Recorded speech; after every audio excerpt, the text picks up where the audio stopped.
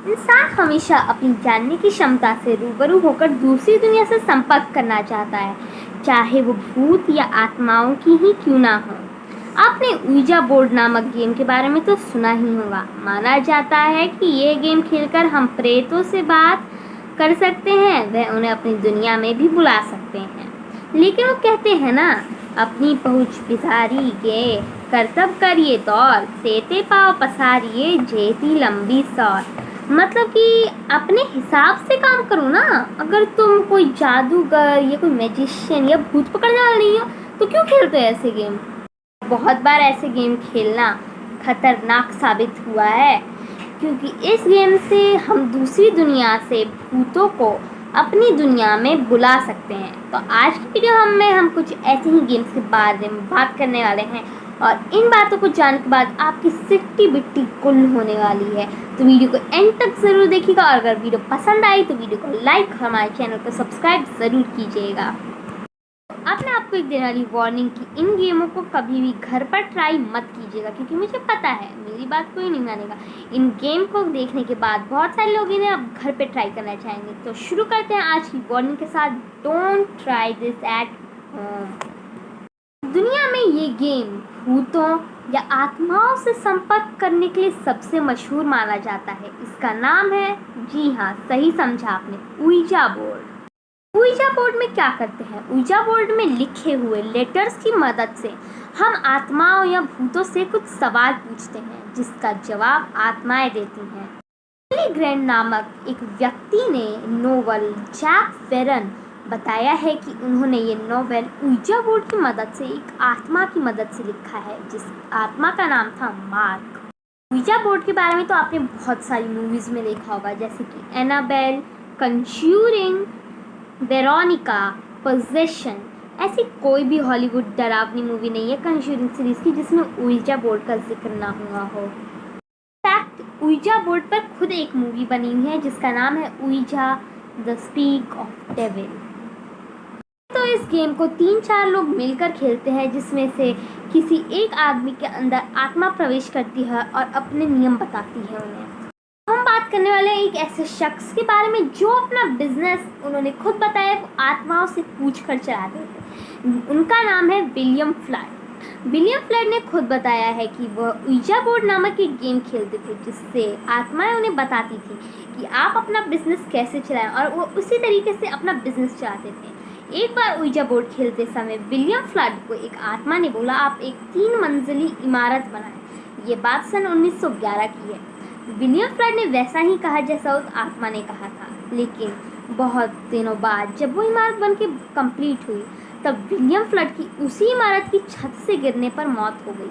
कहा जाता है विलियम फ्लड को आखिर में समझ आ ही गया था कि आत्माएं कुछ दिनों तक तो हमारा साथ देती हैं, पर आत्माओं से बात करना ज़्यादा अच्छा नहीं होता है। मरने से पहले उन्होंने अपने बच्चों को बता दिया था कि इस बिज़नेस को आगे ना बढ़ाएं, क्योंकि वो और किसी की जान खतरे में नहीं डालना चाहते थे। मुझे पूरा यकीन है आप में से बहुत लोगों ने इस गेम के बारे में सुना होगा, लेकिन इस गेम के रूल इतने भयानक हैं कि शायद ही किसी आदमी ने इस गेम को खेलने का ट्राई किया होगा। मेरी को दुनिया का one of the most haunted game भी माना जाता है। तो इस गेम को खेलने के लिए आपको रात को 3 बजे उठकर शीशे के सामने जाकर सारी लाइट्स ऑफ कर अकेले में हाथ में एक मोमबत्ती लेकर शीशे के सामने बोलना होता है ब्लडी मैरी 3 बार। और ऐसी मान्यता है कि ऐसा बोलते वक्त ब्लडी मैरी आपको शीशे के सामने दिखाई देती है। और अगर ये गेम खेलते आपको ब्लडी मैरी आईने में दिख जाती है तो मुझे बताने की ज़रूरत नहीं है आगे आपके साथ क्या होगा। बहुत लोग ये समझते हैं कि आईने के सामने ही हमें क्यों बोलना रहता है ब्लडी मैरी। तो इसका जवाब बहुत सिंपल सा है कि शीशे को दूसरी दुनिया का गेटवे माना जाता है हमारी दुनिया में आने का। जो लोग काला जादू करते हैं उनको पता है कि शीशे के ज़रिए कैसे बुरी आत्माओं को इंसानी दुनिया में बुलाया जा सकता है। मगर अगर इंसानी जीवन की बात की जाए तो हमारा डर ही सबसे बड़ा भूत होता है। मान लीजिए कि आप रात को 3 बजे उठकर एक आईने के सामने सिर्फ एक मोमबत्ती जलाकर 3 बार किसी चुड़ैल का नाम बुलाएंगे, तो आपके दिमाग को उस समय बहुत आराम की ज़रूरत होती है रात के 3 बजे। और उस समय का समय जो हमारे ग्रंथ में लिखा है, उस समय का समय हमें सबसे ज़्यादा इम्पोर्टेंट होता है रात की नींद के लिए। आज इसकी बहुत सारी मूवीज़ देख देख कर, ये दंत कथाएँ पढ़ पढ़ कर आपके माइंड में ये फिक्स हो चुकी है बात कि अगर आप रात को 3 बजे किसी आईने के सामने 3 बार किसी चुड़ैल का नाम बोलेंगे तो ऑफ कोर्स वो दिखाई देना है, मतलब दिखाई देना है, चाहे वो असली में हो या ना हो।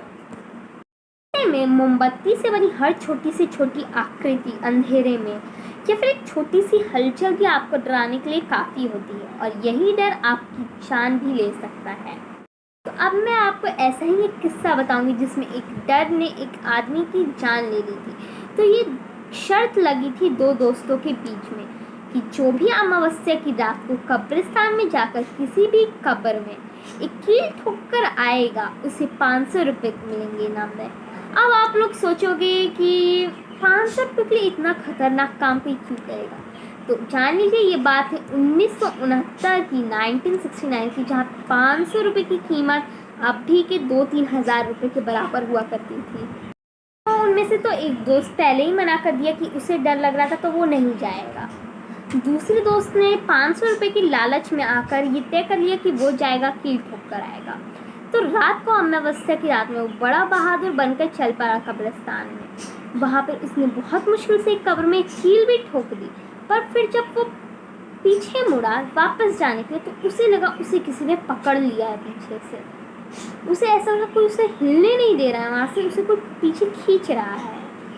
ऐसे ही कुछ देर तक वो ऐसे ही स्ट्रगल करता रहा बाहर निकलने के लिए, लेकिन कुछ घंटों बाद उसे हार्ट अटैक आया। मतलब उसने इतना सोचा कि अगर मेरे पीछे कोई हुआ, और उसे पीछे घूमकर देखने की हिम्मत नहीं थी कि कौन हो सकता है उसके पीछे। ऐसे ही कुछ देर बाद उसे हार्ट अटैक आ गया, जिसकी वजह से वो मर गया। सुबह जब उसकी बॉडी देखी गई तब पता चला जब उसने कील ठोकी थी तब उसने कील के साथ साथ अपने कुर्ते की रस्सी भी उसके साथ ठोक दी थी, यानी कि कील के साथ साथ वो कुर्ते की रस्सी भी उसमें लग गई थी, जिसके कारण वो हिल नहीं पा रहा था।